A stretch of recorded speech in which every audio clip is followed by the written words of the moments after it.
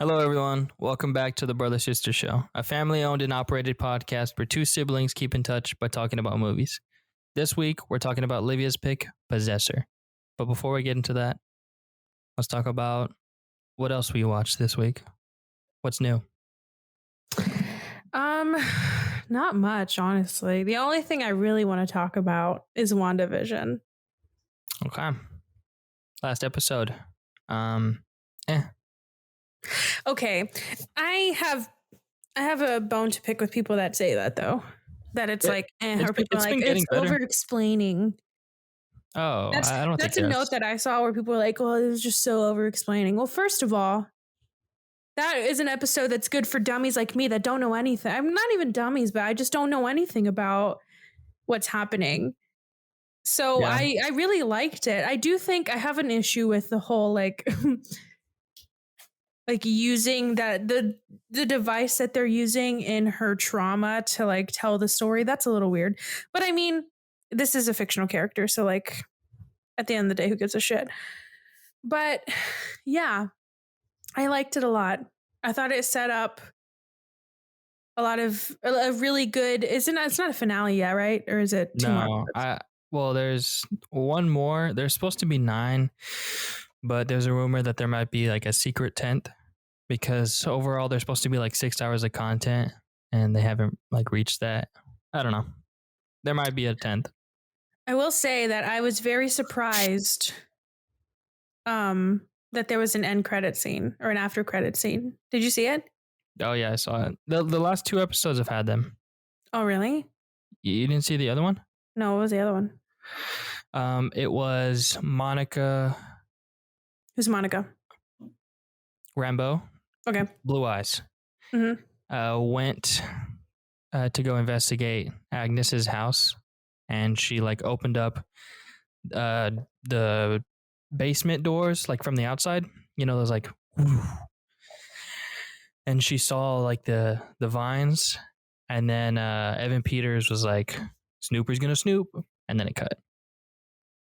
Oh, does that mean anything? I don't know. I don't know how, because at that point, because like we learned from last episode, or even before that Agnes was controlling him and like conjured him, whatever. Mm-hmm. But was she doing that in that post-credit scene? I don't know. So I don't know. Is the question if she was still mimicking him, or if? Yeah, that's what. Or like if she manifested him, or if she like stole him from somewhere and she's controlling him. Exactly. Oh, interesting. Okay. That's what I took from that post credit. But this latest one, ooh-wee. I was shook because I don't know if we want to talk about anything in the middle, like in the actual episode, but I was confused. Like I think that's just my mood throughout this whole thing, but I was confused. And then I looked it up and I was like, oh, okay.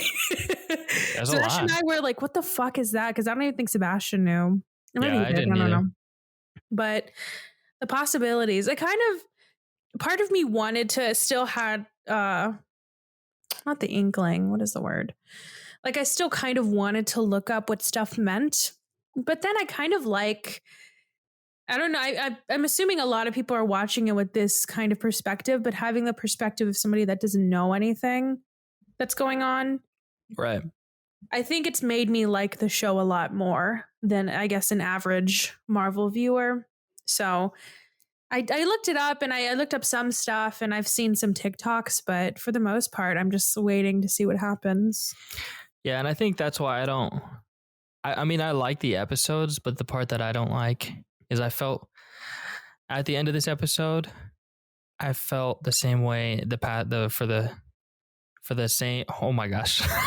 Every time I speak on this podcast, I just can't.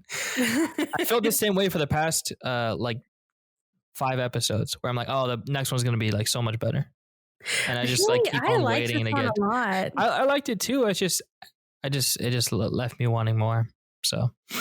Because I really loved how they tied in. And part of me makes me think like maybe people caught on to this, and that's why I was like, whoa. Because when they basically showed us why she switches like what is the word? Different kinds of TV styles, like from the 70s or 60s, 70s. Like the reason Right. why she does that, I really liked that they didn't just do that and they were just like, oh, this is just a fun way to tell the story. Like it actually made sense. Because I feel like Yeah. sometimes Marvel does that, or a lot of superhero movies do that, where they just throw something and then they're like, we'll try to explain it later, but they never really do. Yeah. Like this show, actually, it feels like they thought it way through. Like they knew exactly what they wanted to do Hmm. each beat.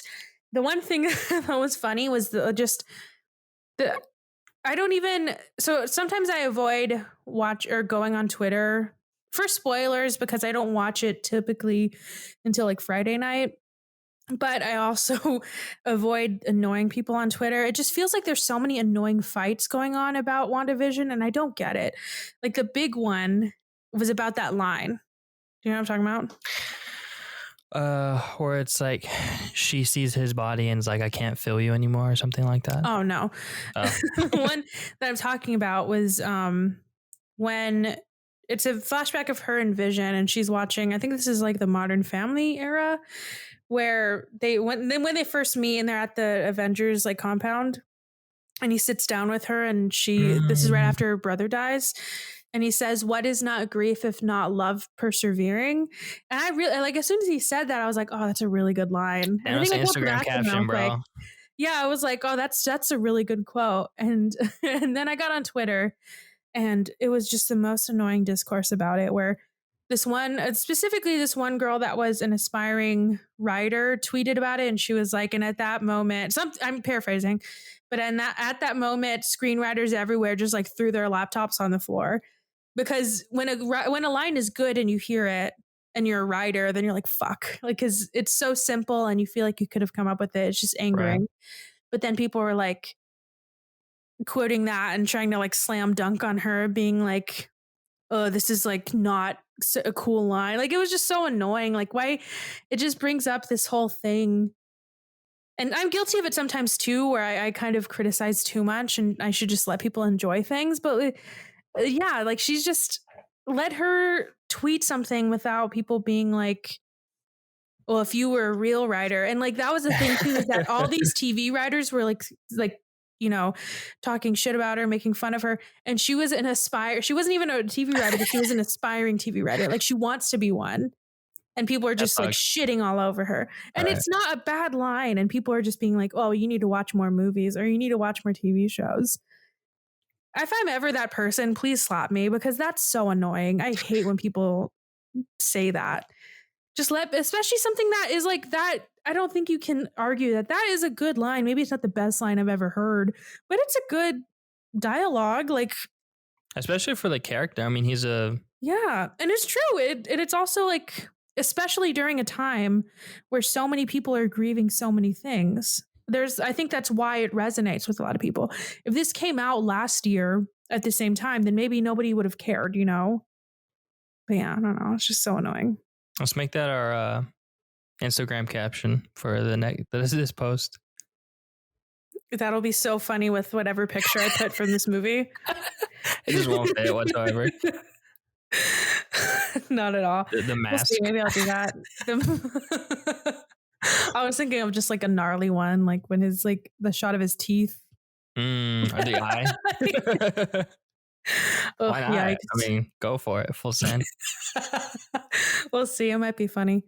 But yeah, that's the only thing I watched that I want to talk about. But I'm excited for, I guess I see why it was kind of boring for some people, because it involved character building and people don't really like that. They want the action. Do you want to talk about White Vision? Oh, we can. I'm also kind of confused about, and maybe it has to do with like the different worlds colliding, but I'm confused about it. Did she always have powers? I thought she got powers from Ultron. Is that not true? No, not from Ultron. She got it from that blast. I'm pretty sure. She didn't have powers before? I don't think so. I don't know. Maybe she did. And then they had that scene where she was like in a lab. I don't know what the fuck that was. And there was like that, the stone. What was that? Like, I'm just so confused about all of that. I think I don't get the specifics, but maybe I'm not supposed to until next episode. Yeah. I don't know. I'm excited to see White Vision because I think a lot of people they've pointed out that what's the guy who voiced Ultron? What's his name? Oh, shit. This is embarrassing. I should know. I know. Richard something? Huh? No. Is his first name Richard? I would say Kevin. Kevin, no. Let me look it up. What the fuck is his name? It's like right there, like the blacklist, I'm right? looking it up. Yeah. God, what the fuck? Spade, something Spade. Yeah. Oh. How do I not know after you said Spade? My brain is empty. I James can't. Spader. Oh, okay, yes. Jesus, I said Richard. What the fuck? I said Kevin. I just know that our parents are probably yelling at their phones right now. God damn it. Mom is turned off this episode. She's not listening ever again. Anyways, it was just the anniversary of Pretty in Pink, which I fucking love that movie, and he's in it. Dumb. Well, they've pointed out that he's on the cast list as a voice actor for this show, so he might be the voice of White Vision, which would be pretty rad. And a lot of people pointed out in Spider-Man, which one? Far From Home, when he gets stuck in some like compound, and he like brings up Ultron's head, and it looks like it's on, and he just like throws it. And a lot of people think that what's the dude's name? The main dude, the bad guy, the like lieutenant or whatever. They think he's Ultron. Okay. Because in one of the animated series, Ultron like morphed into a human, like a cyborg. Whatever. I don't know. Should be exciting. Yeah, I'm sorry for this. My brain is just fried. Last night was rough. So I was working on a midterm, and I spent like probably 6 hours from like 3 a.m. to whatever 6 hours before that is on one problem. And I was just staring at it. I couldn't do it. I don't know. So my brain is fried. Well, maybe you won't be able to answer this question, but the last thing about WandaVision that I'll talk about is after at the very end, before the credit scene, when Agatha, was that her name? Agatha was like, I know who you are. Or like she figured out why she could do all this stuff, which I was also kind of confused about, but whatever. And she was like, you're the Scarlet Witch. And then it ended. And I looked at Sebastian, I was like, don't we know that? Like, what's happening? Yeah, so they've always called her Wanda. Like, I mean, her name is Wanda Maximoff, but I think because technically her rights, the Scarlet Witch's rights were owned to Fox. So before Disney owned Fox, they couldn't call her Scarlet Witch because it was in that universe, you know? Because she's Magneto's kid. I don't know. I could be very wrong. And that's why they didn't call him Quicksilver. So whenever Fox went under Disney, they could do that. I don't know. I think it just, like I said, this show is just a turning point, and like we're gonna look back and be like, this is when everything went down. This is when Quicksilver was introduced, like the real one, I guess you could say, or and this is where Scarlet Witch became Scarlet Witch. I feel like this, like she's not Wanda anymore. What's the difference though? Isn't Wanda the Scarlet Witch? Well, I think that that scene where you're talking about, where she's in the prison and she sees like that figure, someone like changed the composure of that and saw that it was her in her like comic accurate costume. I could see that, like the one that she was wearing during Halloween. Yeah, I think I don't know, just like some foreshadowing. We'll see. Well, should be exciting. What's today? Monday? So we'll get it a couple days. All right, what else did you watch? I don't even remember. We've been watching Designated. Oh my gosh! Well, Jesus Christ! I told you it's been Are you rough. drunk? I slept from like 3 to 5 today, and I've been up since. It's been rough. Designated Survivor. We've been watching that. Mhm. Also Community, and that show just really fell off. It's hard to finish it. Oh yeah. Does it? What are you on? We're Like on the last season season? 5. We're second to last one. I heard the last one's decent. Yeah, I mean, we've seen the show in its entirety, but I don't remember it being. I just don't feel motivated to watch it. Mm. I think that's pretty much it, other than Possessor. Some lectures. I watched a bunch of lectures. Ooh, fun. Do you want to talk about? You didn't watch the Golden Globes, did you?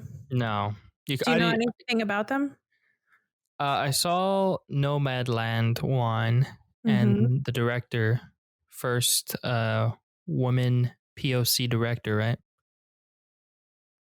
I don't think so. to win Best Director. I think so. I saw that. I also saw a tweet that was like, Hamilton lost its first award against Borat. Yeah, it did. Something like that. Yeah, which And is then, I love that. because first of all, the entire ceremony was just fucking weird. Yeah, it was it was interesting, some of the choices they made, like before they cut to commercial. You know how they would have like cut like scenes of scenes. They would have like images of, people meeting each other, talking to Right. each other. What they did is they basically put whoever was up next for like their nomination category, all the people in there, they would like put them into basically a Zoom breakout room. And they just like would talk to each other, and it was interesting, but I don't know. It was just a weird ceremony. A couple of highlights. So yeah, Borat Borat won, I think. So Sacha Baron Cohen won, and he beat Lin-Manuel Miranda, and then it won best motion picture, musical, or comedy. Which I haven't seen it, so I don't know if that's like warranted. A lot of people said it was pretty good, so like, I mean, I'm happy that music didn't win, or Hamilton didn't win, because again, Hamilton is not a movie. Like, why? Okay, that's not. Another highlight was that Chadwick Boseman won, and his wife accepted the award, and I cried really hard. Yeah, I don't know if there's anything else. Just from I like I said, I didn't watch it, but just from my Twitter feed, I saw like Daniel Kaluuya's audio got cut out during his or something like that. He won, and right after I guess they unmute after you have your acceptance speech, because you're, like I said, you're in that breakout room, and then whoever wins, they all stay on, but like the winner talks. Right. And he was talking, but they didn't get his audio, and so at first, I think it was Laura Dern, where she was like, we have a technical difficulty, so sorry, but we send all our love. But then he was like, no, y'all are doing me dirty, you need to watch it. He was funny. I want to watch that. And then they fixed it, and so he got to give his that's good speech, but it was very funny. Another, I think I told you this on the phone last night, but another amazing moment was that best motion picture animated went to Soul, but Tracy Morgan was presenting it, and he said Sal, and he said it so loud and with every like piece of confidence that he had. Best score also went to Soul, which was by Trent Reznor, Atticus Ross, and John Baptiste. Yeah, I don't know. A lot of The Crown won. Schitt's Creek won a lot. Jason Sudeikis won, and you could tell he was allegedly very high. I don't want to. Yeah, that's what I was gonna say. I saw was like, it looks like he just cried. I saw a tweet. The last thing I saw on my feed that I remember, it was like, there's two different kind of people who are attending this Golden Globes, and it's like one where it's everyone, like 10 to 15 people gathered together, and then Jason Sudeikis just there in a hoodie, post sob, and then and his was just weird. That's when he started talking, and I was like, oh yeah, he's for sure high. Queen's Gambit won. Still not gonna watch it. I trust that it's good, but I don't want to watch it. And then last thing is that John Boyega won. And then after he won on his Instagram live and he got very emotional, but he deserves it. He's had Star Wars and Disney did him dirty, so he deserves everything. What do you win for? Yeah. Oh shit, I closed out the thing. Oh, my bad. No, it's best supporting actor in a series limited series or TV movie, and so it's for something called Small Axe. I've never heard of it, but good on him. But I know he deserves it. But yeah, Golden Globes are just a mess.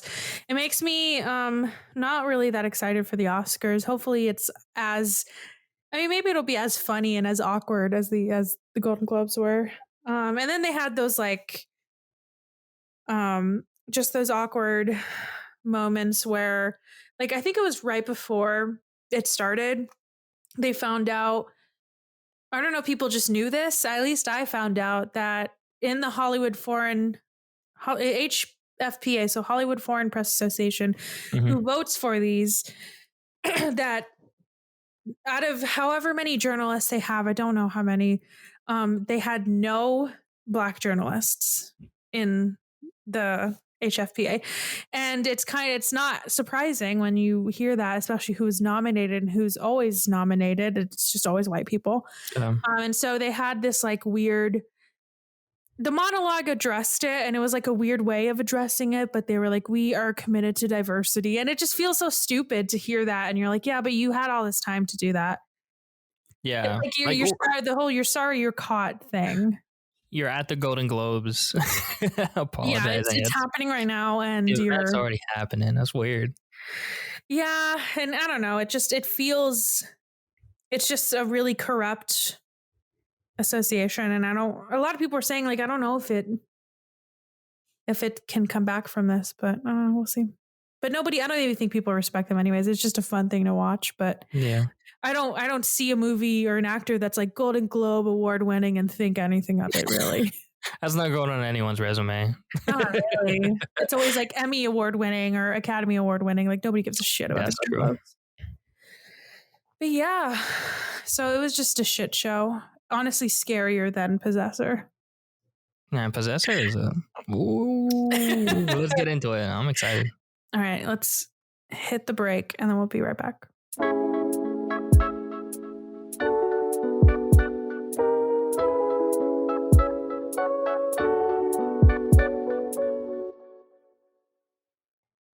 Possessor follows an agent who works for a secretive organization that uses brain implant technology to inhabit other people's bodies, ultimately driving them to commit assassinations for high-paying clients.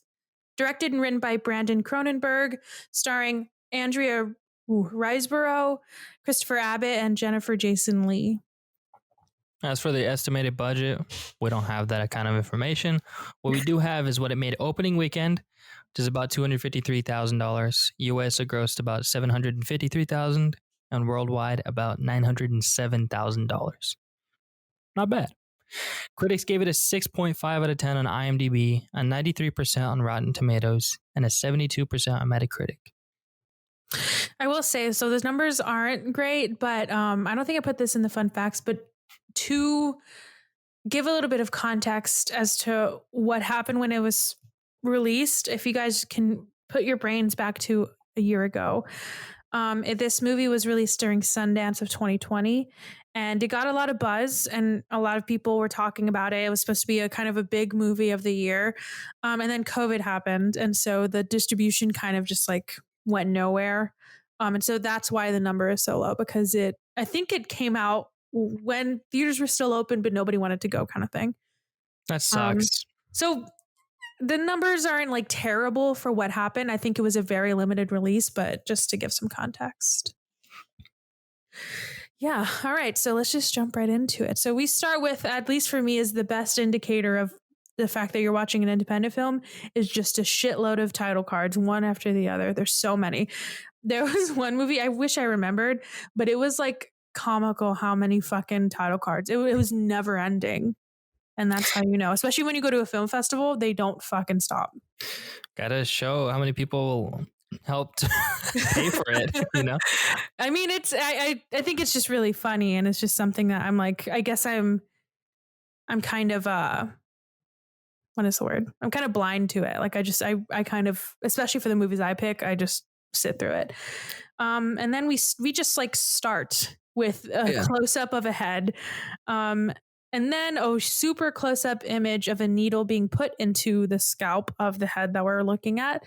And the person on screen is turning up a dial on something. It kind of looks like Sebastian has this like, I don't even know what you call it, but it's like a headset thing where you can like adjust your volume. That's what it looks like. It's like a little dial. And then, oh, sorry. No, I was just gonna say I can't remember if this was before or after that part. The actual title card. Mm-hmm. When was the title card? Was it after this? No, I think it was. It's after the opening sequence. No. Yeah. Okay. Keep on going then. I talk about the opening sequence, so that's when you can talk about the title card. So then the person that we're looking at, we know her name is Holly, so that's how I'm gonna refer to her. And she's turning up the dial, and as she turns it higher, she just starts crying. And I wish I could do that. I need to feel. Right? That's how I feel my emotions are. I'm like, okay, Sebastian's gone. Now I can cry. I'm alone. Okay, time to cry. Dial it up to 11. Do you? Okay, somebody will relate to this, but sometimes do you do that where you feel like where you feel like you have to cry, and so you're like, okay, I know a video to watch. I have. It's Interstellar. Believe it or not, we haven't talked about Interstellar in forever. Yeah, I'll give you this one. It's when if you say it's the Matthew McConaughey one, it is. Is it really? Yeah. Sorry, because I just think about acting and how when it's on the first take, you're living it, but on the second, that's acting, and that makes me cry. That's the thing that makes me cry. I was like, this was a first take, and it's this amazing. I look at that interview where he was talking about it. I was like, wow. Exactly. That's what I. Artistry I've never known until I saw him. So many people that I know are like, yeah, I saw Matthew McConaughey. He goes on jogs or like over here because I live in Austin, but I have yet to ever see him. And people are like, oh, he owns like some like Winnebago, and he just like is on Barton Creek or whatever. Is that near you? I don't know. That's cool. Yeah, but I've, like I said, I've seen like people, obviously, like there's just always people in Austin, but I've yet to see him. One day it'll happen. That's when I'll cry. But yeah, sorry, what were we even talking about? Okay, so yeah, just what an interesting way to start a movie that we just directly start the, what do you call it? The gore. Oh yeah. That's like a specific term. Body horror something. I don't know. I call it stabbing. Oh, okay. Got it. All right. And so this is when I want to talk about opening sequences. At least us, I don't think we talk about them enough because I love the style of we cut between the credits of the actual movie and the girl Holly from the beginning. She's just like getting ready. She's like in some not jumpsuit, tracksuit. Yeah. She meets some girl downstairs. She makes it to a restaurant and she stabs the shit out of just some random guy. Straight into the neck and then his torso. Yeah. It was a ham. And what did you want to I think this is when after all the credits are done, I think we get that like yellow. I love this styling. Specific. Yeah, because it's almost like the way that this sequence is. It's like you're watching something, like you're watching a car accident, but something's in your way, and you're like trying to see what's happening. You're like, I want to know what the hell's happening. Please show me the rest of it. Exactly. And it's just perfect. Know, and they've already I guess baited you with the images that they're going to show you, and that they're willing to show you throughout this movie. So you don't know if after you cut away, you're just going to see another stabbing. Yeah. And this movie is brutal. Today, during work, we have this thing called Media Mondays. I think I've mentioned them, but where we tell people what we watched and like for the weekend, and I couldn't think of anything. And You're so I like, was like, y'all don't want to know. You don't want to know. well, I did. I said I watched this movie on Hulu called Possessor for my podcast. And it was really, I said it was horrifying, but I really liked it. And everybody's like, oh, okay. Like nobody questions it anymore. Okay. And so after she stabs the guy in the neck and the torso, and the restaurant is just emptied out, she says, pull me out. And then she puts a gun in her mouth. But then she it's like a weird fighting where she first started like, what's the word I'm trying to say? So she was very determined that she was going to do it, but then it just like switched where she pulled the gun away and she didn't do it. And the police got there and she was just standing there, and then they shot her. And then she died. But then Sebastian, he was like on his computer, but he was watching it with me. And when he turned around was right when they shot her like in the cheek. And he was like, oh. Perfect. And then we cut to another person who is under some weird machine. She gets out of it. She sits up and she's like throwing up. She's just distressed. And so we can already see the kind of toll that this operation or whatever you call it takes on the person.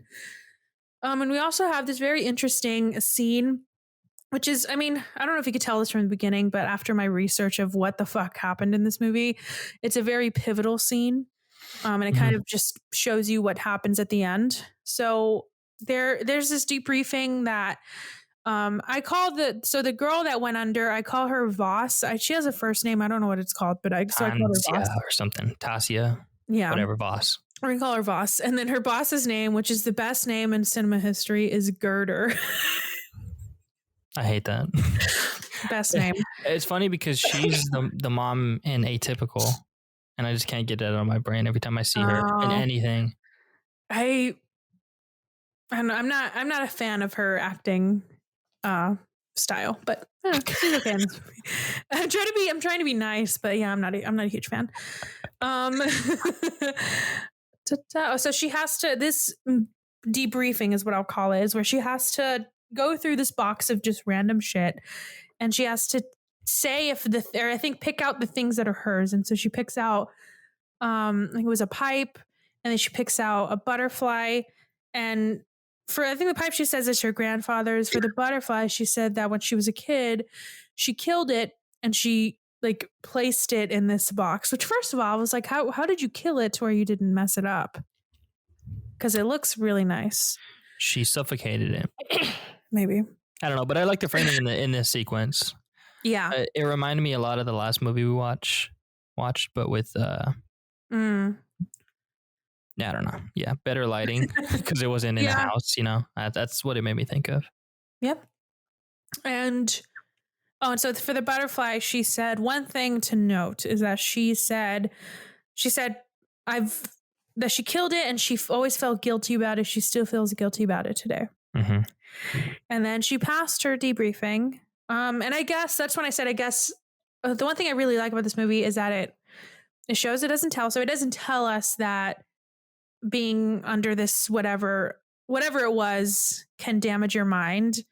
But this debriefing and the questions and like you can just kind of infer what kind of damage it can happen to your brain. I mean, I hate to say it. I was going to save it for later, but this is kind of the same technology that they use in Pacific Rim. So I haven't seen it, so I don't know the reference. Oh. I've only seen the second one. Do they have it in the second one? Yeah. I don't remember. Well, Homer is the only one he'll be like, oh yeah. I'll give him a call after this. All right. So once Voss goes home to her husband after this, there's kind of a weird exchange. I don't know if I didn't take note about it because it was kind of, but where she tells her boss that she wants to take time off, and then she was like, "Well, y'all are separated," and she's like, "Yeah, but I probably still should." It was just kind of a weird. At first, I thought she forgot that she was separated, but I think she just was like, "Nah." And so she goes home to her husband and kid, and we see a glimpse of the story from the beginning, like in the news, where they talk about just some girl that stabbed a guy. Another thing I didn't take a note about, but it kind of comes back at the end, and it's really important to remember, is before she goes into the house, she says she like is Oh, practicing how to say hi to them. it's so funny. And I think that's the one thing I love about this movie is that, and I'll keep coming back to it, is that I can't tell if if she actually does have damage or if this is how she actually is, because we never see her before, so we don't know if she's like just been doing this for so long that she can't remember how to talk to her kid, or if she just never wanted to. Yeah, it's weird because I do that sometimes, but it's not Yeah. so much like, To your family though? well, I'll do it to everyone. I'll come up with something funny to say and I'll time it out perfectly Yeah, in my but mind. I think it's different than her just saying hi. Saying hi. Yeah, that's true. Yeah. And not That's just hi, but she says hi, darling. Like she has a nickname, and I that now talking about it now and knowing what happens at the end, I think it comes back in a very big like it's Oh, we can talk about it at the end. But okay, so the next day, wait, even though hold on. All that technology in that world, because it's like 2008, they mhm. can transport consciousness into someone else's body, and they have the creepiest doll that I've ever seen in a movie. Like, forget Annabelle. If that movie had this doll, sign me up. I don't know if I remember what the doll It was looks creepy as like. hell. You I'll look gotta it up. go. It was like a miniature mannequin, but it was like Toy Story vibes. I don't know. It was very I creepy. think I know what you're talking about, but I need to look it up again. Continue. And so the next day, even though her husband tells her that she can move back in, that they want her back, she said that she wanted to take a break. She instantly calls into work and says that she's ready for another round. And so she does go back, and they're reviewing the last kill that she did. And Gerder asks Voss why she would use a knife to kill the guy when they gave her a pistol. And so I think, at least for me, I knew that she had the pistol, obviously, but I thought that was the only thing she was going to use on herself. So that's a big thing to learn, that she did that all on her own. And it's not just like she, she's been doing this before. So it's like, and the way she stabbed him too was not just one stab and you're dead. Like she like had some rage. Especially even after she absolutely Doing it. Yeah. she was like messing with the blood too. Oh yeah, I forgot about that. Oof. Yeah, something's wrong with this girl. And so then they talk about the next mark, and it's interesting to see how they do this all. I guess I kind of knew that this would happen, but it's cool that they like show the whole process where they pick a person to embody so that they can get to their next like payout, and they come up with a narrative. I think she actually asks her what's the narrative, and the whole process is just a lot more involved than I thought, where they essentially have to like they figure out this narrative. So it's this guy that fell in love with this girl, this guy, I think he's just like, I forgot how they met each other. Do you remember what they said? Who, Colin and Ava? Yeah, yeah. I think that's her I fiance. I know, but I thought there was a story to how they met. But basically, he's kind of like a lower level. Like he's not much, nothing like notable. This sounds mean, but nothing like notable about him. I guess. But yeah, yeah. Keep on going. Sorry. And so his fiance, her dad is like owns a company and he's super rich, and so that's the like discourse. That's the narrative they're building. But wasn't there something about him specifically? I think because he had no ties. He didn't have any siblings. His parents were dead. Yes. And he worked at the company that the dad owned. The father-in-law.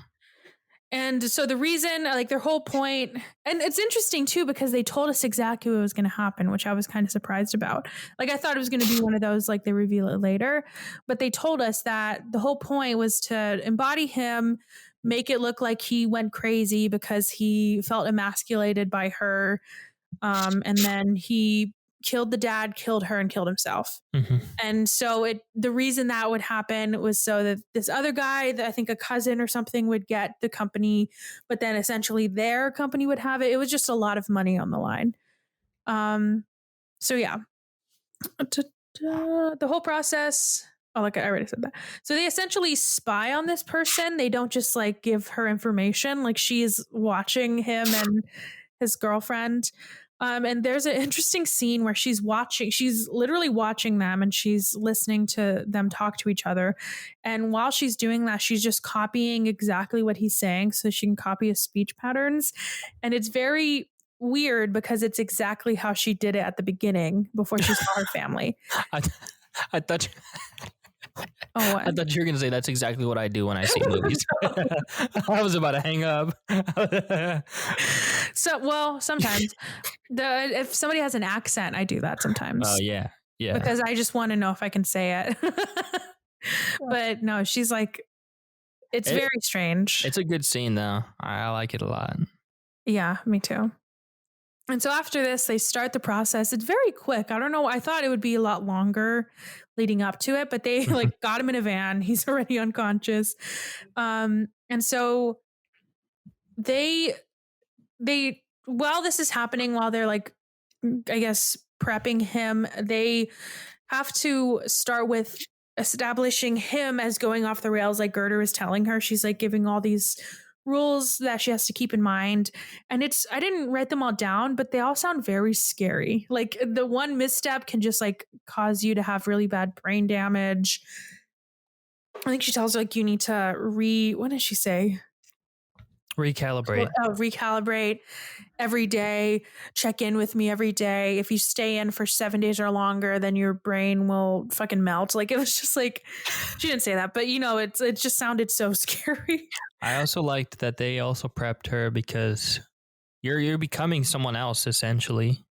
And she's like, well, this dude has IBS, like totally shaming him. This dude got a shitty ass bowel syndrome. So just be ready for that. Yeah, I forgot about that. Yeah. And I really love this scene where she goes into his mind. The animation is unlike anything I've ever seen, especially the melting part. Yeah, it's such an interesting way to visualize that, where she is disassociating from her own body. She's melting and then being reborn as Colin. It's so strange. I want to know how exactly they did that. That's exactly what I wrote down. The hand one, I like paused it because I was like, Sebastian, look, and it looked like a Barbie hand that was like if you put like a torch to it. I wonder if they did that or if they just made it a wax figure, super realistic, and just melted it, put it in reverse. Maybe. I guess you could do that and add like little CGI dots to it and just put them on it. Be special effects specialists. Consultants. Exactly. Call us. And so we first see I don't know how to like call, especially at the end. I don't know what to call this person, but right now we'll call we'll call her Voss because it's kind of confusing. Well, because it changes and who's in control. Towards the end, but that's the confusing thing is towards the end. I have so many questions as to like, I don't even know who's in control because they don't make it really available to us. So right now I'll call this person Voss. So Voss like wakes up and starts to like start his day with Ava as Colin. And I told Sebastian, I feel like I would know instantly that it wasn't him. That's what I was thinking. It's hard because there's so many little nuances, so many different things in a relationship, especially depending on how long it's been. Yeah, that's true. But I guess, and the next note I made though, well, first of all, Ava did notice that. Like she was like weirded out instantly. And I guess him being off is kind of a good thing because I feel like that's what they wanted, right? They wanted her to sense that something was wrong. Yeah, because if by any off chance that she gets out of there alive, the first thing that they're gonna ask him or her, the police, did you notice anything off about him? Yeah. Yeah, I did. You weird. And I really like the scene next where he goes to work and he's wearing the VR set and he's just like talking about curtains. It's so creepy because I feel like a Black Mirror episode. But my first thing was, especially when he first sat down, when he was like looking at the other people, is that when people ask me what you do, Anthony, I'm gonna say that this is exactly what I'll picture. You ever seen Possessor? He just puts on a VR headset and just stares at curtains. Did they explain what that is? I was so confused. They did. Just don't pay attention. So after this, I don't really want to talk about what he sees because he goes back to his apartment and he's there with Ava and her friends. And one of their friends, I don't remember who it was, says like, I don't know how you could have that job because they're just gathering data on people. That's so weird. Why would you not just have a computer do that? I don't know. I mean, there's like all those memes, like show a picture of a hot dog and it says it's a grilled cheese. Like I don't know. It's not always. Is that what the FBI correct. Does when they like are gathering intel on us? Like when people are like, that's the scary thing. They could be gathering data and selling it. Who knows? I hope they at least listen to the podcast or tune in for what we're doing right now. That'd be nice. Yeah. To our FBI agent and our FBI agent only. Subscribe, please. Please leave a rating. 5 stars, please. All right. So in the middle of this, of looking at curtains, Voss has a breakdown. There's this weird, I forgot to talk about this, but it's kind of like I don't know what you call it, but like little popcorns that are like just like floating in the air. I forgot about that. That like creeped me out. I didn't like that at all. And so after that, like she just has like a complete breakdown, and it's only the first day, so it doesn't really yield well for the next few days.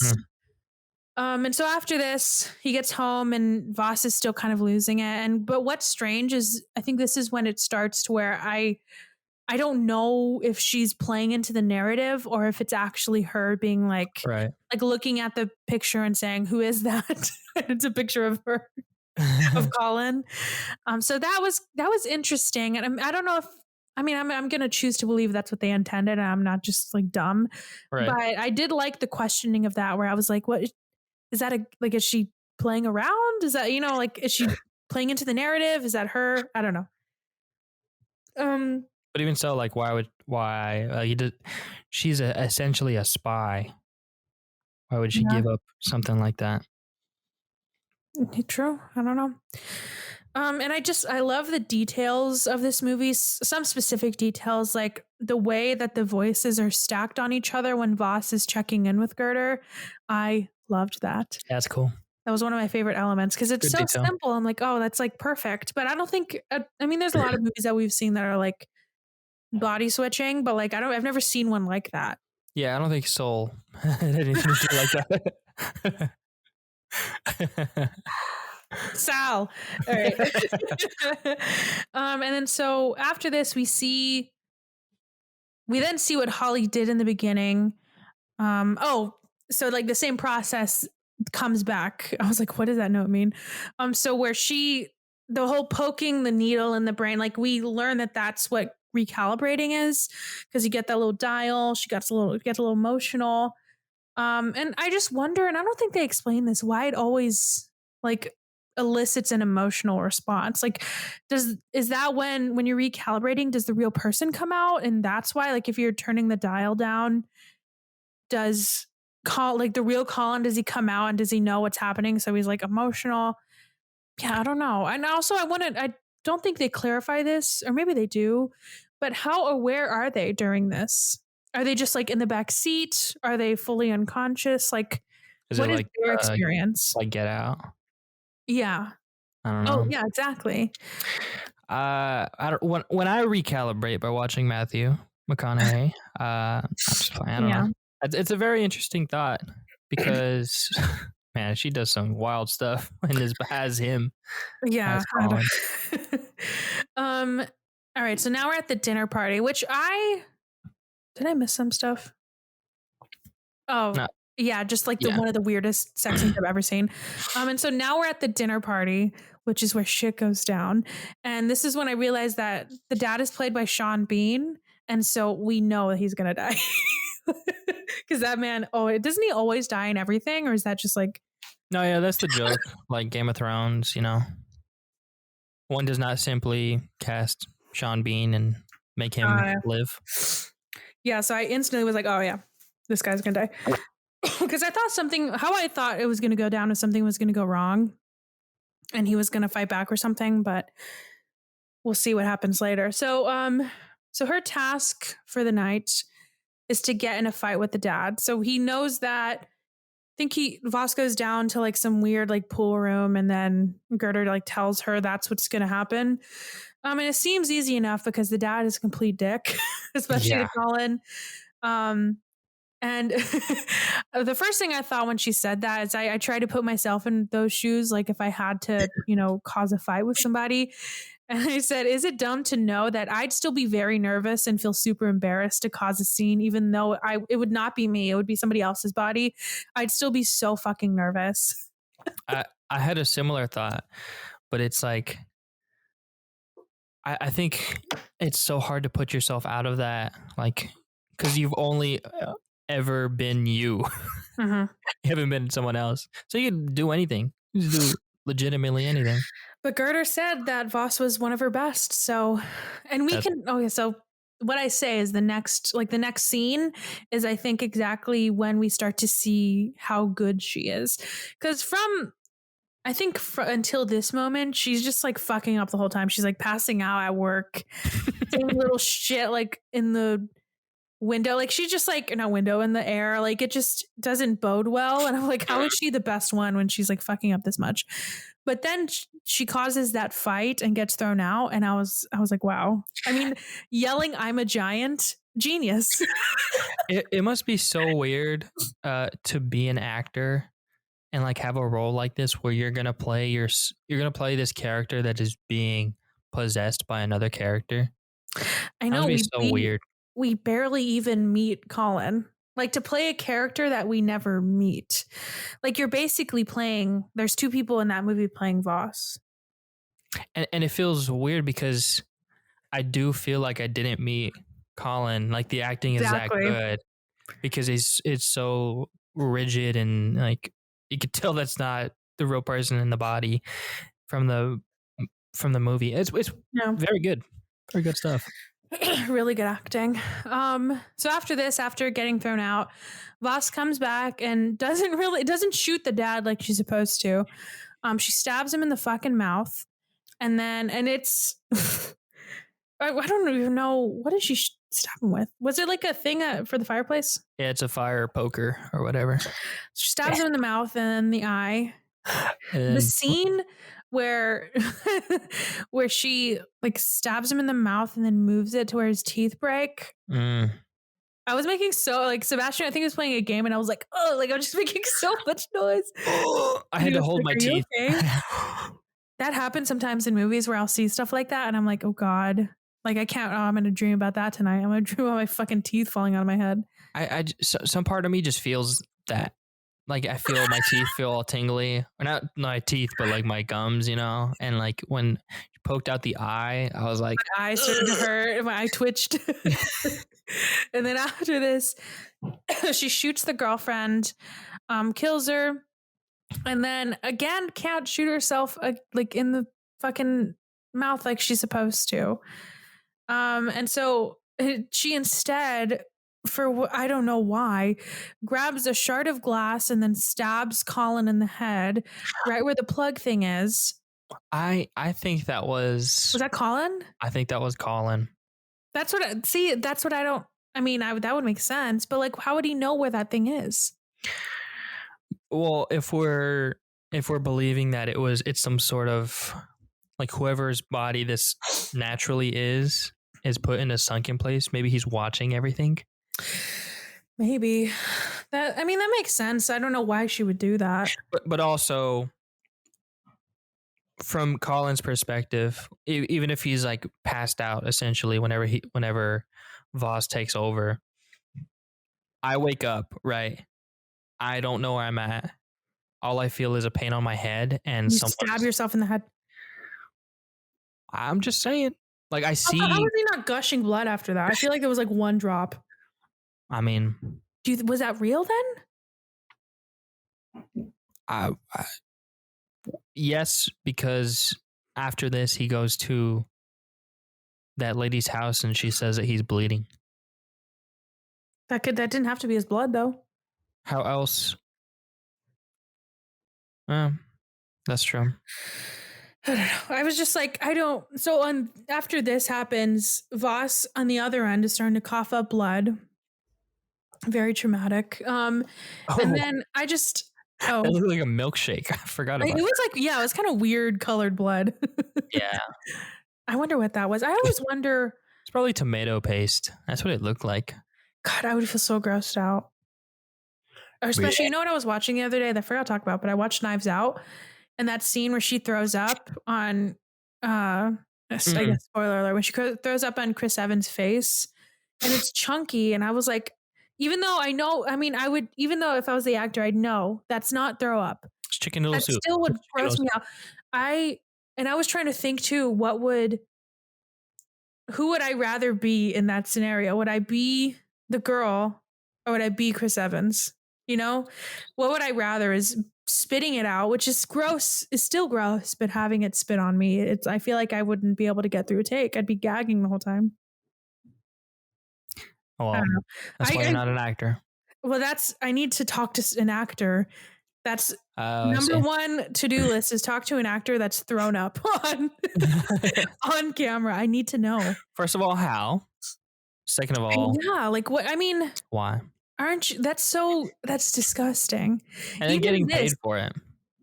I mean, I guess I could do it if I needed to, but like, I don't know. That just like grosses me out. I'm just very grossed out by stuff like that. Especially, I don't like certain liquids that have different colors. And even though I would know it's like tomato paste and it's not gross, it would still gross me out. You know what I mean? Like just the mindset of I have to throw this up all over my face. I mean, yeah. I don't know. That's the tangent, but yeah, this whole time I'm like, is she still in there? Like, why can't she shoot herself? There's so many questions. Oh, and I think they get answered at the end. I really like when because I think it's Colin, when Colin stabs his head, and everything just like, it's like when you turn off one of those old TVs and just like, the static. I didn't see that because I knew he was going to stab himself in the head and I couldn't watch it. I liked it a lot because it was like watch it again. It was good. That is cool. It has a lot of good visuals in this movie. Yeah. And so we do learn that I think she did lose control of the host, is what we learn when he gets to the apartment. So she's stuck in there, or that's what Girder says, I think. Yeah. So she's stuck. They can't pull her out because she has to be the one to shoot herself to be able to pull herself out. And then Colin, I'm assuming this is Colin at this point, he goes to Ava's friend's apartment. He's rambling and just overall being weird. And then I'm like, so I thought it was him. And then he gets in there and he's like, I did it so that we could be together. But then I was like, but would he though? He admitted to doing it. So like, is that him? Well, he knew something happened. I think he's just coming up with excuses. Like she's the only person that he can come to, and like he can't trust anyone but her. He also has the memories. We can see that he has the memories. They're flashing in his head. So does he also have the feeling? You know what I mean? Like the feeling that Voss is a straight up psycho. Like there's no, she's probably crazy. And so she probably had these feelings of like, of, wanting to do this and being excited, like needing to do that. And so does that also carry over? If the memories carry over, does the feeling of needing to do that carry over? And probably. Is that why he's kind of fucked up in his head? Because he thought he wanted to do that? Probably, because I remember him saying that he was like really angry, like he was trying to explain himself almost, where he's like, there was a huge argument, everyone was angry, I was really angry, like I was just protecting myself. That part specifically makes me think that he's just trying to cover because he knew what happened. He's just trying to get like someone on his side because he says it was just for defense. So I don't know. Maybe a little bit of both, but he's probably fighting those urges because it's unnatural for him. Oh no, very interesting. Okay, so that kind of convinced me that it is him. But then the next part, I'm like, what is it? Because he points. So she's in the shower, and then he points a gun at his friend in the shower, and then it cuts away. I made the note that he killed her, but then I was like, well, let me not get ahead of myself because we don't know that for sure. Yeah. And then magically somehow the dad is still fucking alive. I don't even know how. But also, is he though? Oh wait, no, but they said it in the news thing, right? I thought she just saw a vision of him, but yeah, it was in the news. I like at that point, would you even want to live? So I'm sure he's fine. I But, mean, like, I know that's traumatic, but like, I don't know. But yeah, somehow they said he was in a critical state. And yeah. I'm like, yeah, the most critical that you can think of. All right. So the friend from work, I forgot his name.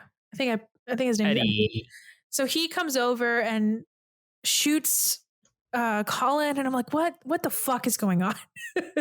And so we learn that Eddie is actually a plant that is there to help Voss.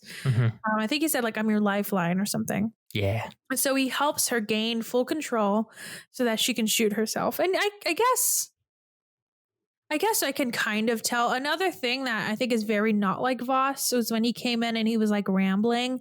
That doesn't feel like a Voss thing to do because she's very calm, doesn't like, I don't think we ever saw her like raise her voice at all, other than when she's like yelling at the party. But it just didn't feel like her to be like rambly and, not know what to say.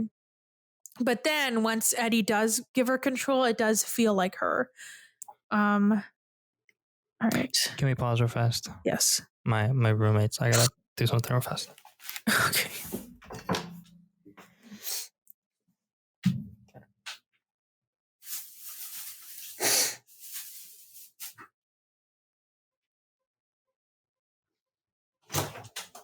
Oh, no.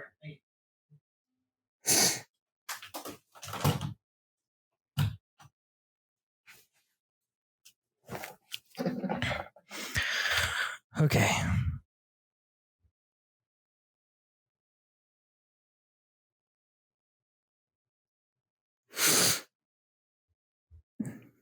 Whenever you're ready. It's like she has a sixth sense to know when we're recording. Who? Avital. She always texts me like 1,000,000 times. Well, we don't have that much longer. It's nothing urgent. She's like me, where I, instead of like just making everything concise, I send like 1,000,000 texts. All right. What was the next thing?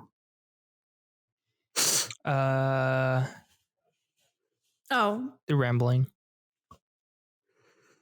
All right. So, and then after this, there's a weird montage of Colin crushing Voss's head. Oh, and then wearing the famous image of Possessor that everybody's probably seen, where he's wearing her face as a mask. It's also very Midsommar-esque, like that one scene where that guy's wearing his face. And we see that he did kill his friend in the shower, and when he woke up, we see that, and then we see that he killed Eddie for some reason. And so Colin / Voss, because at this point I don't know who the fuck we're following, goes to Voss's house like in the very beginning, and then he is very creepy, talks to the son, knocks on the door, and then now I feel like I understand that Colin has control because he's at the house because he wants to know where, like he has, I think Michael is the husband's name. Yeah. So he has like a gun pointed at him and he's just yelling at him, and he wants to know where Voss is because he saw, obviously he experienced everything that happened, and he knows that it was her that caused it, and he just wants her to fix it. I also hate that he brought up the whole worms coming from cat litter.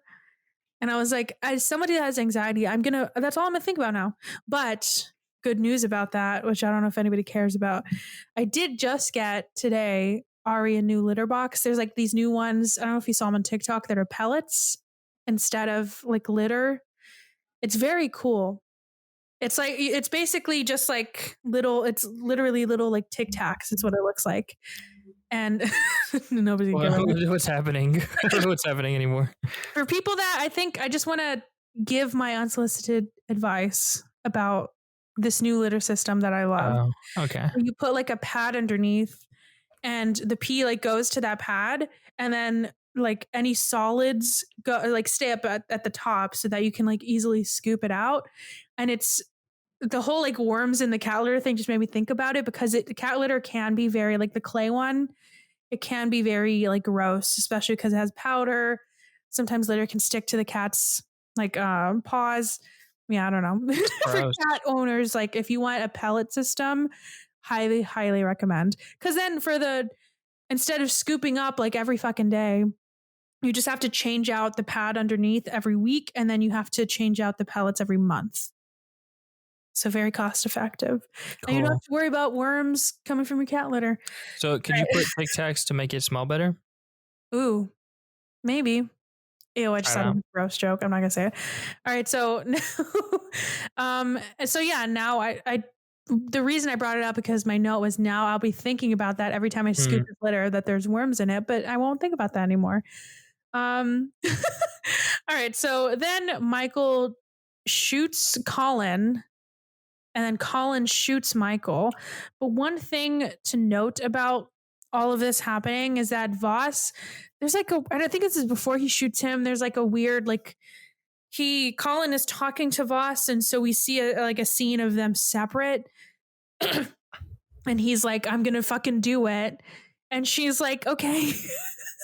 She said, I think the term she said, or the phrase she said, was that he's holding you back. Yeah. And so she takes his like hand, and they do it together. And then so he shoots. So I think Colin Voss. I don't know who does it, but somebody shoots Michael, and then I think stabs or keeps shooting him, or like beats him up, something. No, none of that happened. So while they're talking to each other, Michael's like, "Oh shit, this dude's crazy!" So he knocks the gun out of his hand, and then like runs towards it, frantic. I know this because I watched it like 5 times, and Colin Voss grabs the cleaver. A meat cleaver, and like chops off Michael's I forgot about that. Yeah, ring and pinky finger and a little bit of the hand, and just goes to town. Yes, I forgot about that. Cleaving. Yeah. And so that makes me think that that's Voss. That's a very Voss thing. That's true. Very reminiscent, especially from the last thing that we hear. Or thing that we heard was he's holding you back, because from what we see, she's saying that to Colin, but we know that Colin's never interacted with Michael before tonight. And then she's projecting. Well, and maybe she's trying to be like Colin, because she sees how Colin is before, that he and Ava's relationship is very loving, that they care about each other, and maybe she's trying to be him. So in a way, he is like he is a extension of her. Like he represents what she thinks she wants, or whatever people want for her. That makes sense. We can talk more about this at the end, but which is very close. Okay, so after this, I think after she just overkills Michael, she's sitting on the floor, and the kid comes out of nowhere and stabs him in the fucking neck. Exactly how Holly, or exactly how she stabbed the other guy, is Holly. And then Voss / Colin shoot the kid. Oh, I think it's Voss. I straight up think that's Voss. Oh yeah. No, I think at first I thought that was but now I know it's her. And I gasped, and I was shook. I was like, what the fuck? Especially when the kid says, "Pull me out." Oh my God, yeah. I was like, what? I think that's when I gasped. I was like, because I knew who it was. I knew fucking Girder did it. Man. But then I was like, wait, is the kid dead? Like, I just was so confused. But yeah, so the end. So then Girder they both get pulled out at the same time. I was expecting Voss to be like distraught, had no emotions, nothing, no crying. And so the end, especially this last part, confused me, which made me look some stuff up. But I got a little better understanding, but talking through this movie made me get an even better understanding. So basically, like I said before, all you have to do is look at the butterfly.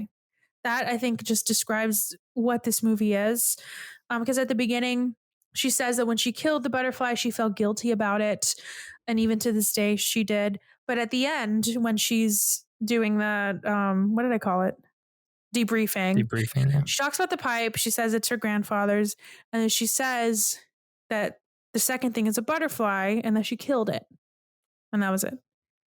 So she doesn't say, she doesn't say she's guilty about it at all. She doesn't pretend to be. And so the reason, what I learned and what I learned from like explanations, other people's like opinions, and what I do agree with is that the reason she had so many issues, I think the movie did well to make us believe that the reason she had so many issues with Holly and Colin was because something was wrong with her brain, and that she didn't get pulled out soon enough. Like, I don't know, that doing this so many times like was fucking with her. But I don't think that at all. I don't think that's the issue. The issues of her having lack of control was because it was hard for her.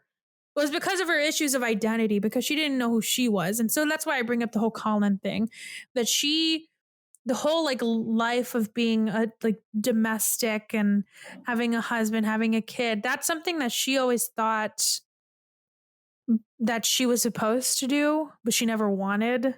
Right. And so her killing both of them is symbolic in her getting rid of that. I see. And shedding. And that's why she was able to shed Colin and eventually shed Holly. It was because she realized she fully could become who she was. And so now if we were to watch another one of her like jobs, I bet you she has no issue, because she knows that she likes to kill people. And it was just hard for her to fully become somebody else when she didn't even know who she was. Yeah. Her identity was sealed. Her fate. Damn. I think that's what this movie is about, is just identity crisis. And that she didn't, it's morbid in that she can, like, her identity is not shooting a mark and being done with it. Her identity is that she wants to like maim them. She doesn't want to just kill them. She wants to maim them. She wants to play with their blood. She's a killer. She's a predator. And the fact that she found this job so that she could do that, but then she was still holding herself back because she was trying to, have a husband, have a kid kind of thing. But now she doesn't have to. But yeah. Well, that's some good insight. I didn't even think about that. I will say I looked some of this stuff up, so it didn't just come to me, but it does make a lot of sense. Wow. Good movie. The end credit, it said Possessor the same way the title card did, but it was like smaller font, which is cool. Mad Kill Bill vibes, just with the colors. All right, so let's do. Oh yeah, Kill Bill. A couple of fun facts. So, most of the special effects in the film were done practically, with an effort to use as little VFX work as possible. The hallucination scenes effects in particular were done in camera. Cronenberg credits his effects specialists Dan Martin, Derek Linscomb, and his longtime cinematographer Kareem Hussein for being able to pull off convincing visuals with a minimum of CGI.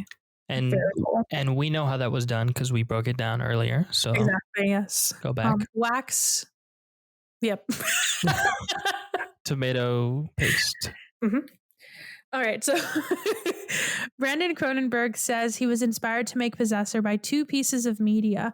The first is Jose Delgado's 1970s book, Physical Control of the Mind Toward a Psycho-Civilized Society, which, quote, demonstrates how movements can be induced by radio command, hostility may appear or disappear, social hierarchy can be modified, sexual behavior may be changed, and memory, emotions, and the thinking process may be influenced by remote control. The second is a short film called Please Speak Continuously and Describe Your Experiences as They Come to You that Cronenberg made in the past. Amazing title. What'd you say? No, I just laughed. Oh. It's funny. It's a good title. In the original script, Brandon Cronenberg did not write the character of Holly as belonging to any specific race. Gabrielle Graham's audition for the role impressed him greatly, which led to him casting her right away. In an interview with Sci-Fi, he elaborates, quote, Graham really just nailed the subtle, nuanced, and emotional aspects of that sequence, so I cast her for that reason. Obviously, if the character is black, you can read that scene as saying the corporation has the other layer to their actions and scapegoating her, especially in the current context that becomes more relevant. So I thought that was interesting because I was very intrigued, or I guess interested in their reasonings to for their first, like, I don't want to say mark because she wasn't I guess she was kind of the mark, but using a black woman. That did feel very, it did feel like it had a lot of context to it. Yeah, I mean, like you said earlier, they put tons of research into this. Like they're... Yeah. So. I'm interested to see what the narrative was for that. But yeah. I don't know. All right, 2 more. In Brandon Cronenberg's, whoa, I feel like I said that weird, home country of Canada, the film set to premiere in October 2020 is the uncut version with a rating of 18A, which is a rating I've never even heard of. There are edits made to remove a few minutes of sex and violence in order to achieve an R rating in the United States. I mean, we got to see that cut, don't we? Gotta. All right. There are 2 versions of the script for Possessor. Writer-director Brandon Cronenberg said there is a possibility of a second movie down the line, one that would encompass the material that didn't make it into this film, which I'd be very interested in. Yeah, that'd be really cool. I usually don't like sequels, but I think it feels like there's a lot of territory to be covered in this kind of story. Well, Brandon, I'll give you this title, Possessors. You can use that. Very original. You can use that for free. Yeah. I know you haven't thought of it. All right. So last thing. What prop would you steal? The Mask. Ooh, Easy. The Mask of Voss. I'd have a fire photo shoot with that. Ooh, honestly, I'd want to take something from the second girl's apartment. She had really great furniture. Oh. Remember the TV stand? I was also thinking like an eye of Mr. Bean. That'd be pretty cool. Or one of his teeth. Oh yeah. Or the calibration device. Let me see if it works. Oh my god. Yeah, no, not for like transporting my conscious into someone else, just to experience emotion. Yeah, experience emotion on another level. Well, I was pleasantly surprised. I thought it was one of those that was kind of overhyped because I hadn't heard about it in a while, but I liked it. I think it was a good movie. I could see people watching it at a film festival really loving it. Yeah. The hype of the festival. Yeah. Good movie. I liked it. Good pick. Well, ready for the next one? I don't know. It's not what you think it is. Okay. It's kind of on the same vibe. I think it's on Hulu. Yes, it's on Hulu. I think I know what you're going to say. What? No, you can say it. Spree. Oh, I didn't think you said that. Spree. Seeking social media fame, rideshare driver Kurt comes up with the perfect way to go viral. Murdering his passengers. Murdering his passengers via live stream. Thanks for listening. See ya. Bye.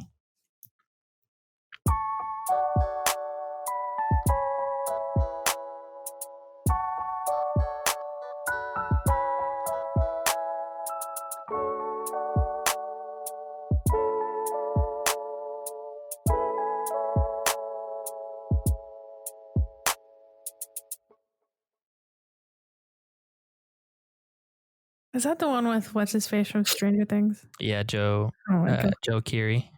I've been wanting to watch this movie because it has Josh really Ovalle. wants me to watch this movie. Josh Ovalle in it. Who's that? He was big on Vine. I'll show you his face and you'll know who he is. Is that I know who you're talking about. He has a really good short film on YouTube. It's called. Oh man.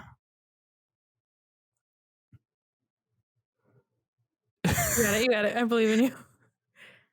I'm looking it up. Something max. Minimum max. Minimum Oh, max. you showed that to me. Yeah. You should watch it again. I'll share it with you again. It's a good one. It's only like 3 minutes. Just watch it. I know, I'm kidding. This guy, I feel like this guy is in so many movies. Not Joe this, Keery? yeah, because this was an old woman moment for me. But when I saw that, the spree thing, because it's like he has like a black eye or something, right? Like maybe, I don't know. I've never seen it. Well, in Hulu, they like, that's the first fucking movie I've seen for the past like 6 months. It's the first movie that I see when I go on the movies thing. And I thought it was that one. Isn't he going to be in one with Ryan Reynolds? I thought that was the one. And I was like, what an interesting choice to have him as when you have Ryan Reynolds in the movie and have him as the like title or next to the title. Oh, he's the face of the movie. Yeah, I was like, you have Ryan Reynolds in the movie and you pick this guy as the face. I'm not. He's at Joe Keery. He's not Ryan Reynolds handsome. I think he'd agree. Or just star level and pure star level. It doesn't even have to do with looks. Yeah, I mean, but it's not. That's not the movie. no. I don't even know what movie you're talking about. I don't even either. Spree on Hulu. All right, Spree on Hulu. You know what that makes me think of? Is this based on the candy? When's the last time we had a Spree? Is the Spree? Is Spree it's like a gum, but it's shaped. What is Spree? It's a hard candy that's a disc. It feels like the perfect size to like block your windpipe. Because it's a choking hazard. I feel like I've swallowed so many and I'm like, I'm going to die. Well, look it up. Spree. Oh, these. I kind of like these. It's kind of like gum. It's just chewy. It's not gum at all. It's not chewy at all either. No, what kind of Spree do you have? It's hard candy. Oh, no, there is chewy Spree, though. Yeah, but that's not the regular one. I like the chewy Spree. I've had the chewy one. The original one, that's made to kill kids. Yeah, let's get some Spree. And then we'll eat it directly into Mike the next time. There was this one candy that was like this big, and I like was eating it, but I was waiting for it to get smaller, and I think I swallowed it, and I thought I was going to die. I didn't, obviously, but bottle caps. Was it bottle caps? No, it was like a big version of whatever candy. Maybe it was bottle caps. Do they have like a big one? I don't know. I think they do. I don't remember. I like that whoever is listening to this at this point, I don't know who it is, but they get a little tidbit that a lot of people don't. This is kind of like, you know what? I'll say it. This is like the end credit scene in WandaVision. Yeah, where this is we have to do that. Do an end credits? Yeah, or after credits, where the music starts, but we do something else. Let's just do it right now. Okay, it'll be this. We talk about candy. Yeah, I'll cut after we. I'll do it. Yeah, this is it. Also, the diss about what's his face. I already forgot his name. Do you want that out? No, I'm saying like put that after. Oh, okay. That's a juicy tidbit. Yeah. What else we got? You can say your address. Oh, yeah, that. No, go to brothersistershow.com. Do this at the end credit.